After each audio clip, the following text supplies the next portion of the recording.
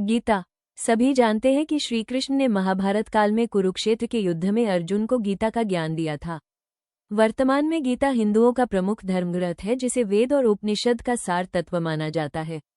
ये संपूर्ण हिंदू धर्म के तत्व ज्ञान का सार है। लेकिन क्या आप जानते हैं कि श्री कृष्ण ने अर्जुन के अलावा भी इस शाश्वत ज्ञान को अन्य लोगों को भी दिया था? आओ जानते हैं कि श्री कृष्ण ने गीता का ज्ञान और किन लोगों को दिया गया था, जिसमें मुख्य है। 1. अनुगीता। कहते हैं कि अनु गीता नाम से एक गीता है। इस गीता का ज्ञान श्री कृष्ण ने तब दिया था जब पांडव युद्ध जीत गए थे। ये गीता भी श्री कृष्ण द्वारा अर्जुन को दिया गया वो ज्ञान है तो युद्ध के बाद दिया गया था। ये ज्ञान उस वक्त दिया गया था जब पांडव हस्तिनापुर में राज कर रहे थे। अनुगीता एक प्राचीन संस्कृत ग्रंथ है जो महाभारत का ही एक हिस्सा है। अनुगीता का शाब्दिक अर्थ है गीता का अनु अर्थात गीता के परिशिष्ट के रूप में गीता।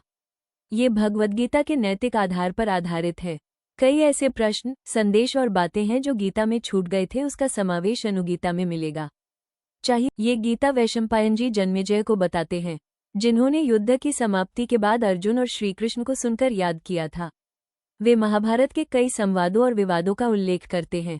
इस गीता में श्रीकृष्ण अर्जुन को आत्मा, बुद्धि, इंद्रिय रूप, ध्यान, पंचभूत, ऋषियों के संवाद, इतिहास की बातें आदि बताना।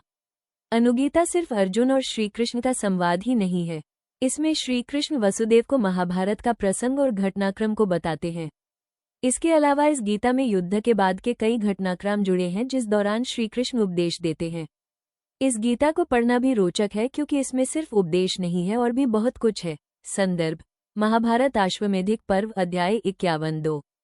उद्धव गीता। उद्धव गीता भागवत पुराण का हिस्सा है। ये ज्ञान श्रीकृष्ण अपने सौतेले भाई उद्धव को देते हैं। इसे हंस गीता भी कहा जाता है। इसमें लगभग 1000 से अधिक छंद है। उनके गुरु बृहस्पति ने उन्हें बताया था कि कृष्ण रूप में तुम्हारे छोटे भाई भगवान विष्णु का अवतार हैं। इसलिए ये जानते हुए भी कि श्रीकृष्ण भगवान के पूर्णवातर हैं, फिर भी उन्हें श्रीकृष्ण के शारीरिक रूप से उन्हें कोई मोह नहीं था। उनके अंतर में भी कहीं ना कहीं ज्ञान का अहंकार छिपा हुआ था और वे निराकर परब्रह्म की उपासना को ही सच्चा मार्ग मानते थे। उनकी दृष्टि में ज्ञान ही महत्वपूर्ण था। श्रीकृष्ण ये बात जानते थे। द्वारका में यादवों के कुल नाश के बाद जब श्रीकृष्ण ने अपने धाम जा रहे थे तो उद्धव ने भी उनके साथ जाने का आग्रह किया। उस समय श्रीकृष्ण ने बताया कि वो वसु नामक देव के अवतार हैं और यह उनका अंतिम जन्म है।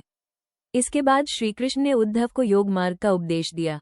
यह उपदेश उद्धव गीता या अवधूत गीतार्थ के नाम से प्रसिद्ध है। कृष्ण की इच्छा से उद्धव बद्रिकाश्रम चले गए और वहीं तपस्या करते हुए उन्होंने अपनी देह त्याग दी थी। पराशर गीता महाभारत के शांति पर्व का एक हिस्सा है जिसमें ऋषि पराशर और राजा जनक के बीच दार्शनिक संवाद है। इसमें 9 अध्याय हैं और यह धर्म, ज्ञान और मोक्ष जैसे विषयों पर चर्चा करती है, जिसमें अधर्म से अर्जित धन के बजाय धर्म के सर्वोच्च महत्व पर जोर दिया गया है। बोध्य गीता, जो महाभारत के शांति पर्व के मोक्षधर्म पर्व का एक भाग है, एक गहन दार्शनिक संवाद है। यह उपदेश एक ज्ञानी बोध्य ब्राह्मण ने राजा जनक को सुनाया था।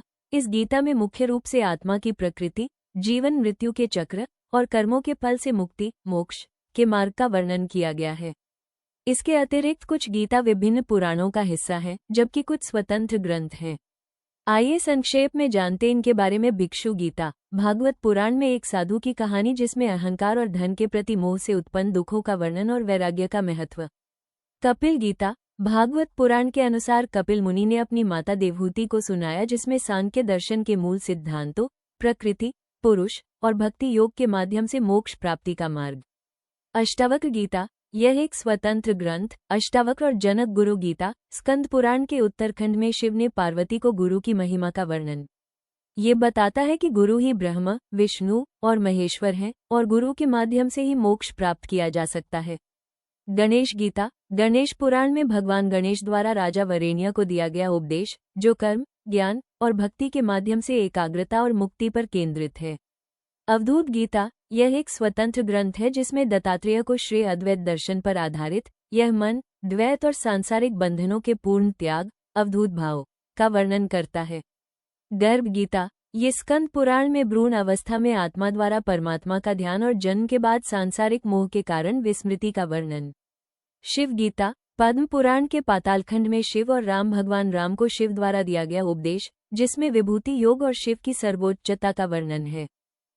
एल गीता। भागवत पुराण के अनुसार राजा पुरूरवा एल अपनी गलती का एहसास होने पर राजा पुरूरवा द्वारा वैराग्य और आत्मचिंतन का वर्णन। गोपी गीता। भागवत पुराण में गोपियां कृष्ण से अलग होने पर गोपियों द्वारा गाया गया प्रेम और विरह का गीत, जो माधुर्य भक्ति का श्रेष्ठ उदाहरण है। प्रणव गीता। विभिन्न उपनिषद और पुराण प्रणव ओम के महत्व पर केंद्रित, जो सभी ध्वनियों, ज्ञान और ब्रह्म का मूल है। इसके अतिरिक्त मन की गीता, व्याद गीता, विचवनु गीता, हारित गीता, काम गीता, पिंगला गीता, वृत्त गीता, शंपाक गीता, परमहंस गीता, कर्म गीता, शंकर गीता और यम गीता, इनमें से कई गीताएं महाभारत के शांति पर्व में विभिन्न ऋषियों, राजाओं या प्रतीकात्मक पात्रों जैसे शिकारी, व्याध या व्यापारी के बीच हुए संवादों के छोटे दार्शनिक खंड हैं, जो मुख्यतः धर्म, मोक्ष और वैराग्य पर जोर देते हैं। वीडियो कैसी लगी कमेंट करके बताएं। धन्यवाद। जय श्री राम।